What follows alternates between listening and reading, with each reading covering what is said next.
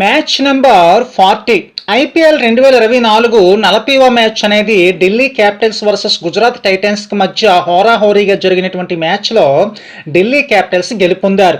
Gujarat Titans toss గెలిచి bowling ఎంచుకుంది. Batting దిగినటువంటి ఢిల్లీ క్యాపిటల్స్ రిషబ్ పంత్ 43 బంతుల్లో 88 పరుగులు నాటౌట్గా ఉన్నారు.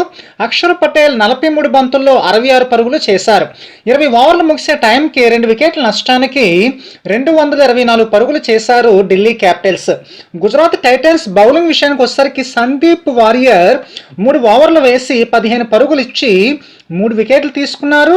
నూర్ అహ్మద్ 3 ఓవర్లు వేసి 36 పరుగులు ఇచ్చి 1 వికెట్ తీసుకోవడం జరిగింది. తర్వాత బ్యాటింగ్ దిగినటువంటి గుజరాత్ టైటన్స్ సాయి సుదర్శన్ 39 బంతుల్లో 65 పరుగులు చేశారు.